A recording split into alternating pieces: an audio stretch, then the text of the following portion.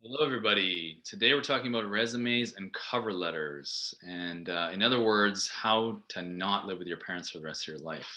Now, do you ever wonder why you're doing all this education thing? Why are you spending your time at school? There's intrinsic value in learning and in knowledge, but ideally, I think most of you would agree that you want to get a job after this, right? You want to use your degree or diploma to become employed. And the way you do that is primarily through the resume and cover letter. These are incredibly important tools for that will help you for the rest of your life. So let's do a quick presentation on the resume and the cover letter, and we'll get you sorted out. Okay. So first, a little disclaimer: life is not fair.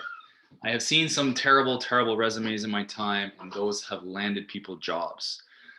There is definitely still nepotism and favoritism, and sometimes there are job interviews that are just for show because someone wants to say, "Oh, we looked at all the candidates, but they knew who they wanted to hire already." So sometimes you're going to face that stuff. It's not fair, but listen, it's reality. So all you can do is what you can control. You can't control the other stuff. So let's control how good your resume and your cover letter is. Okay. Let's make you stand out. So, what's the myth? Let's start with cover letters. What's the myth of the cover letter? The myth is that nobody even reads them. They're not important, or they're just some kind of like window dressing, or they're a cover letter for your resume. No, it's not important. These are actually important. If you look at the stats, JobVite says 26% of recruiters want a cover letter. Another study says 56%, another 49% says it gives you an edge over the competition. If you want to look at the sources, they're down on the bottom right there. Yes, employers want to read your cover letter. Why?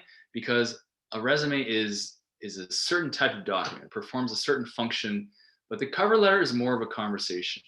The cover letter is almost like a job interview for your resume. So it is important to create one every time you send in a resume, and not just create one that you send to everybody, tailor it to the employer where you're trying to get hired. So why do we do a cover letter? And by the way, what is a cover letter? It's just a one-page document that tells the employer why you want the job and why you're qualified, why you're the best person for the job. Um, so a cover letter will demonstrate your writing skills, which is going to reflect your general level of education, perhaps your intelligence, perhaps your character. So that's an important one. It's going to showcase your personality. Hey, your cover letter shouldn't be a robotic sounding, corporate jargon filled letter. It should be something with your personality in it, right? Don't go too crazy, but you want to show some personality to distinguish you from other people.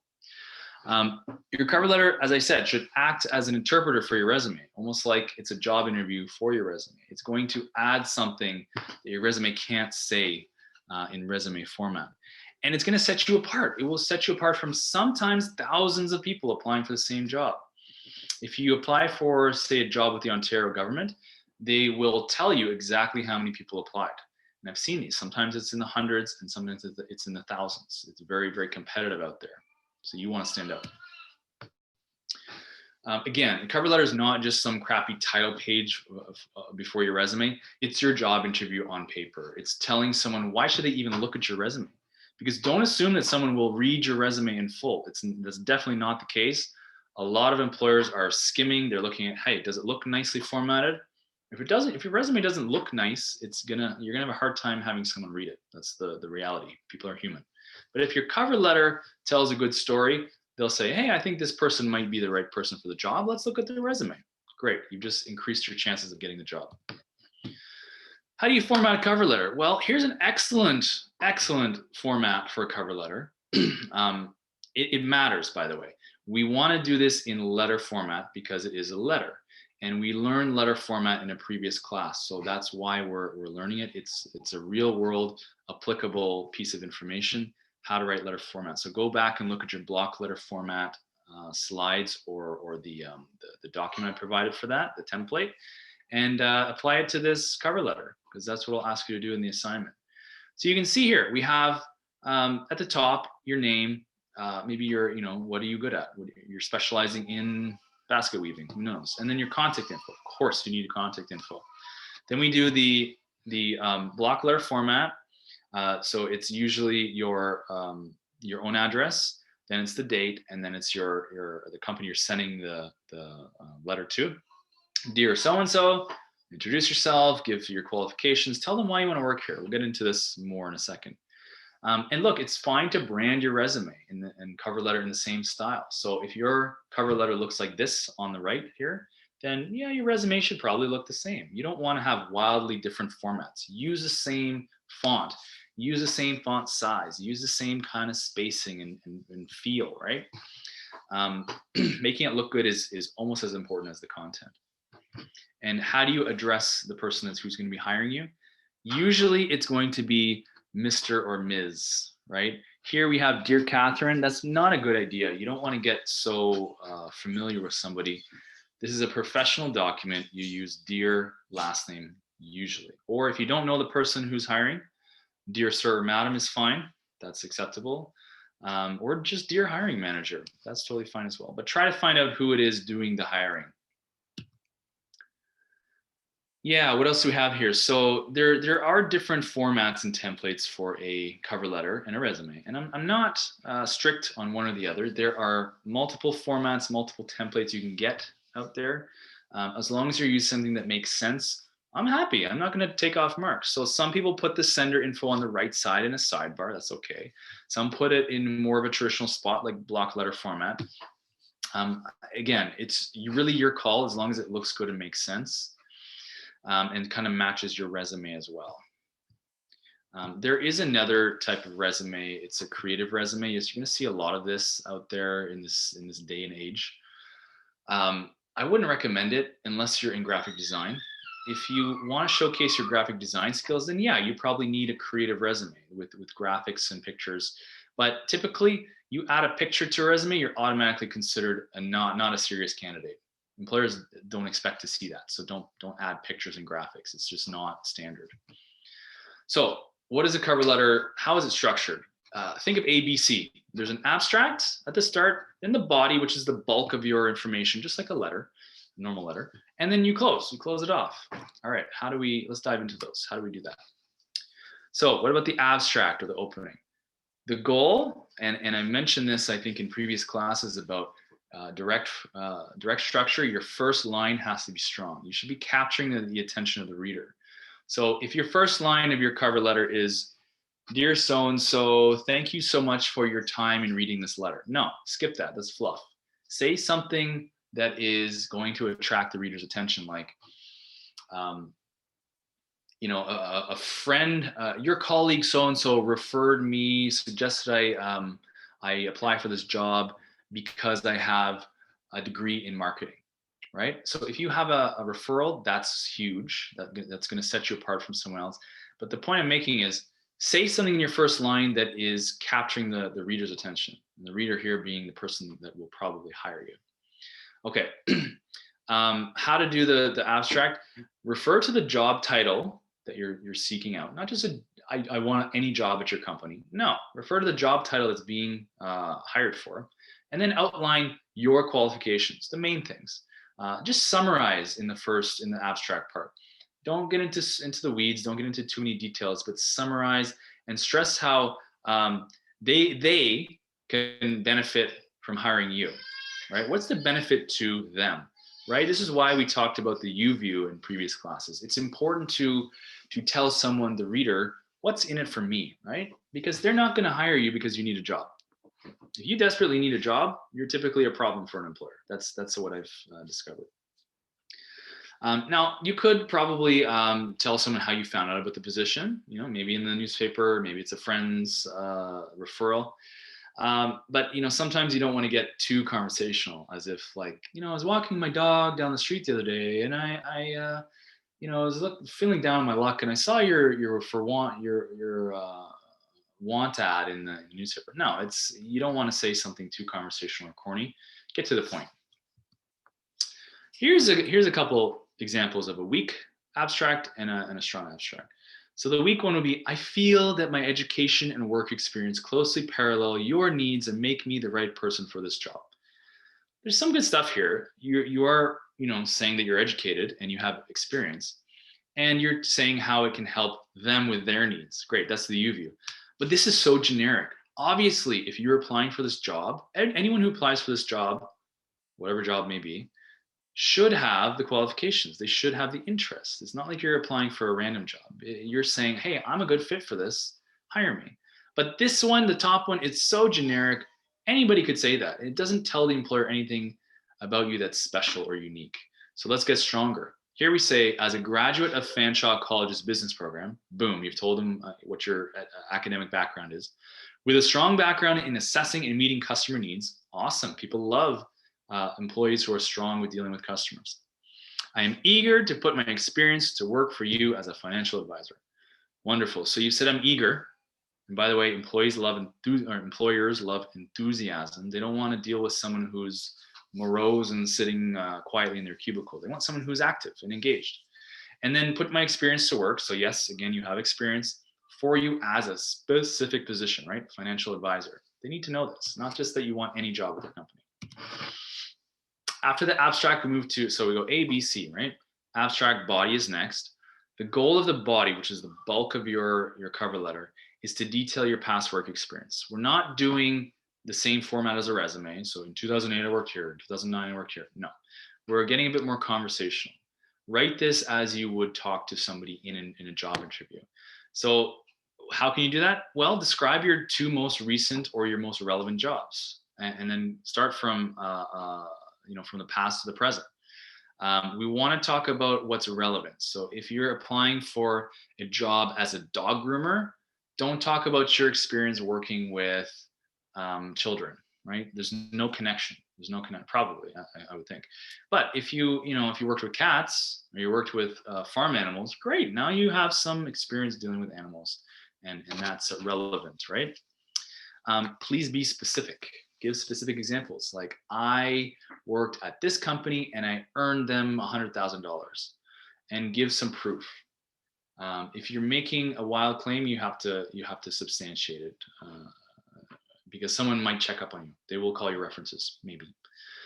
Then emphasize how your specific skills and the duties that you've carried out in the past can transfer to this job. So if you had a job building bridges, and now you want to build skyscrapers, tell them that, hey, I was a welder welding beams together. That's extremely transferable, right, as a skill.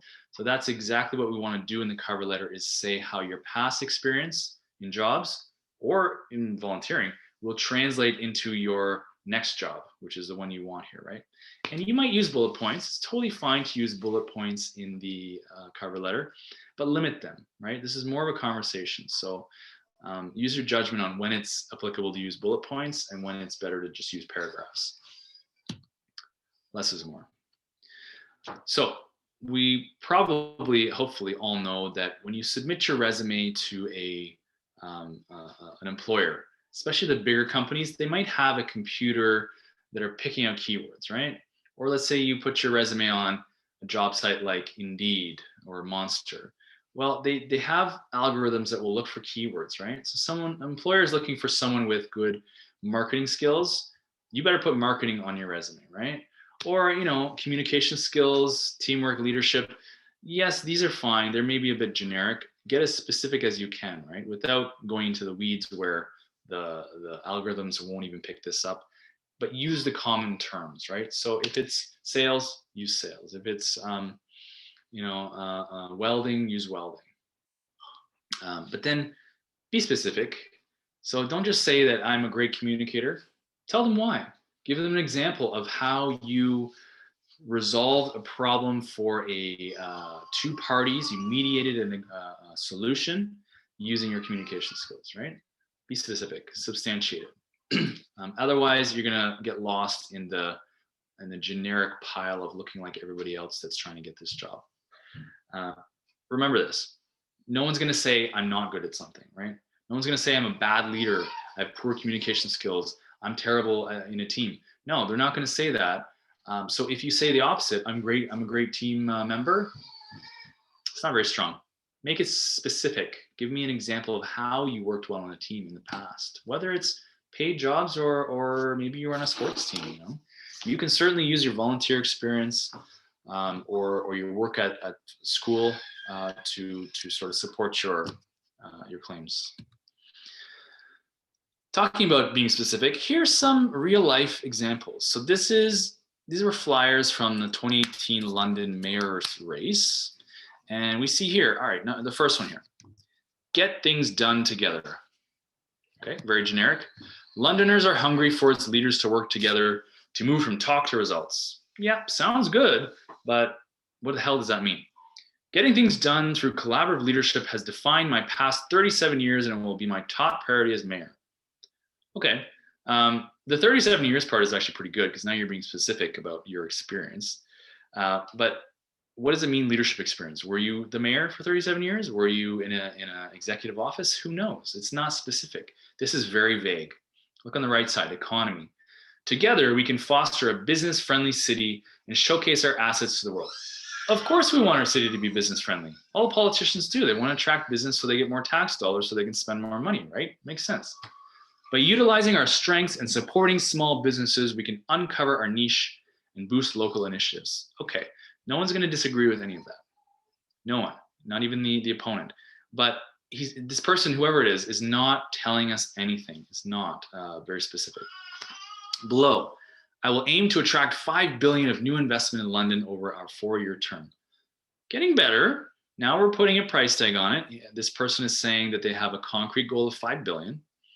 What does it continue as? This goal is clear, focused, and achievable. It will focus all of our resources toward a common objective and make clear to Londoners whether we are succeeding or not. Okay, yeah, so exactly. If you hit 5 billion in investment, you've succeeded. If you haven't succeeded. At the bottom here, this new investment will create thousands of new jobs. Kind of vague again. How many? 1,000, 9,000? We don't know. 100,000? And help restore our civic pride. Okay. Again, sounds good as a soundbite on the radio. This would be awesome, but what is specific about this? Very, very little. It's very vague. Here's something better. All right, now we're getting better. Number 4 here at this point, improve transportation for all. Okay, now we know the subject. I do not support the bus rapid transit plan. Great, that's a very specific commitment. I am a strong supporter of public transit. Wonderful. It is essential to getting many more people to their jobs and schools and back home. I strongly support projects that create more reliable transportation. And then this person, this candidate gives you specific activities. Now we're getting specific. This is no longer vague. It's a list of concrete, tangible action items. Your resume should be the same, right? We don't want to say, I support teamwork. No, tell me exactly how you showed that you were part of a team in past jobs. And then, on the right side here, again, very specific initiatives. We love specific, employers love specific too. So yeah, we're into the body now. After the abstract, which is our summary, we go to the body. You're making claims as well. What can you claim that you've done or will do? So here's an example of a weak claim. You're not taking the U view already. I will be able to gain valuable experience in this position. Employers don't care. They just don't care that what you're going to benefit from this. They're hiring you to either solve a problem or make them money. And we'll be able to apply my strong communication skills to your customers as well. Again, it's generic and it's me focused. Apply my strong communication skills. Vague. That doesn't mean anything. What are your communication skills? How have you applied them in the past? Are you an excellent writer? Are emails a thing of beauty? If so, say that, right? Be specific and tell them how you use these skills specifically in previous roles. Better here is while working at Sun Life Financial, a specific company, I regularly communicated with customers, okay, answering their questions about our company's products and provided customers with advice. You're giving the advice, specific again, regarding their insurance needs. Okay, it's getting much more specific. Knowing that I was helping customers make sound financial decisions to plan for their futures was also very rewarding. So, you're very subtly telling people that you have a good attitude, which employers love. And that you enjoy your work. So beautiful, much better. So you've got 90% of your cover letter written in the first 2 sections, A, B, and C. C is the closing, right? Closings are always an afterthought for people. They're usually done very poorly. That's a waste. This is everything in your cover letter and resume is a chance to sell yourself. If you're not using something, if you're not speaking well in the closing, you're wasting opportunity. If you're using a generic line like "Thank you for your consideration," no, everyone's going to say something like that. You can get specific. The goal here in the closing is to make a lasting impression. Remember direct format. The first the first line and the last line are usually what people read and remember, right? So your last line is important, just like the first line. What do you leave the employer with? What kind of impression? What message? Right? You want to make an impression, and then get the call. You can very quickly again summarize your strengths and show how interested you are in this position. Because if you don't sound interested, why would they hire you? Give them specific contact info, how to communicate with you. That's fine. It should go at the top of your letter, but you can give them your phone number or your email in the closing as well. Best times to be reached, etc. Avoid something like "I'll be following up in a week." Employers don't want to feel like they're going to be attacked, right? So don't say something like that. Don't say "have a nice day." Don't say "thank you for your consideration." Anything generic like that, you're just wasting your time. Say something meaningful and specific. Have them remember you, right? Okay. Plagiarism. This has really not been an issue in this class, but I will say that if it's going to happen anywhere, it's usually with the resume and cover letter. And people do this unintentionally, right? They hear these cliched phrases and they type them out. "Thank you for the opportunity to apply for this." No, everyone's heard that. Look at the examples here. These are hackneyed or commonly used phrases that everybody's heard before. If you're writing something in your resume that the employer has heard before, they're going to categorize you as simply one other cog in the machine. You're not standing out. You want to stand out. You want to get the job. That's how you get the job. You're wasting your time. You're wasting the employer's time if you're using language that you've heard before. If you see a line on the internet and it sounds great, it's perfect. It's like, strong communication skills with a excellent command of the English language. That kind of stuff people have heard a million times before. Make it your own language. Say what you want to say. Use your own words. Don't just go to the thesaurus and change a word or two. Showcase your voice, your experience. And don't look like a thief. Don't look like you've borrowed language from someone else. It will hurt your chances of getting the job. And if there's too much copied language, then you'll probably get a 0 on the resume assignment as well and cover letter. So final thoughts on the cover letter. Again, you are unique. Your cover letter is a chance to show that to people. You want to stand out, right? You want to go above everyone else. You want to be the head standing out of the crowd so that someone can see you from a distance, right? And pick you out of the crowd. So give examples to back up your claims. I built an Instagram account from 0 to 26,000 followers. Explain your goals. I would love to help you grow your sales by 10% or 30%, if you can make a claim like that. And talk about your values. I think it's important to come to work on time, to be professional, and to treat everyone with respect. Great values. Avoid cliches. A cliche is a language you've heard before that's kind of lost its meaning. So let's look at some good and bad examples. I'm going to jump over to Microsoft Word. Here's a bad cover letter. All right, you can see automatically that this thing doesn't follow block letter format. Remember we learned this in a previous class? We want to start with your address block. So, your street address, city, Ontario, postal code, and then whatever, right? Then you do the date, that's fine.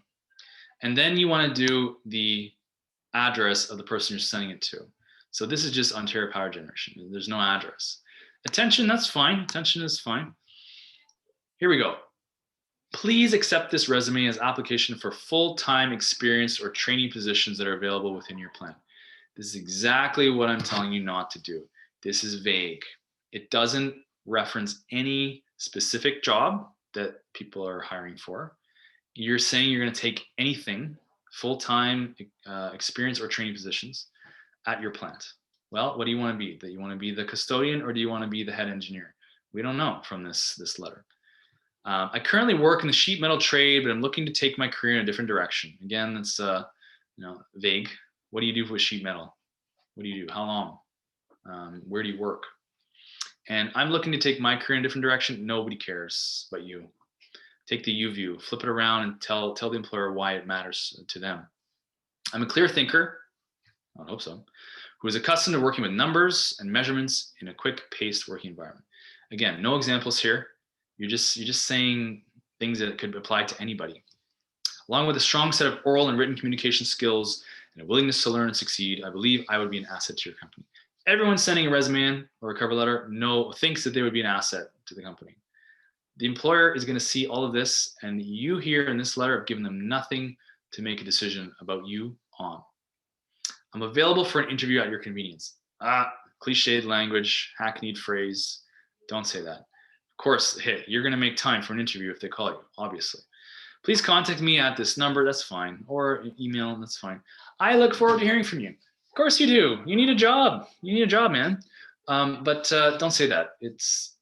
Just say something different, and we'll look at a better example here. And look, this person put the address at the end. Don't do that. Don't do that. Never in a letter. Here's a much better one. All right, we're following proper letter format. Thank you. Wonderful. Okay, we've got the blocks here properly formatted and in the right order. We've got an attention human resources department. That's fine, but if you know who's the hiring manager, and sometimes they tell you in the job posting, that's great.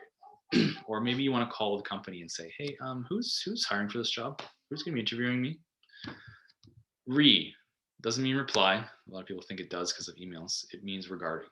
Regarding full-time employment as, and then list the position, right?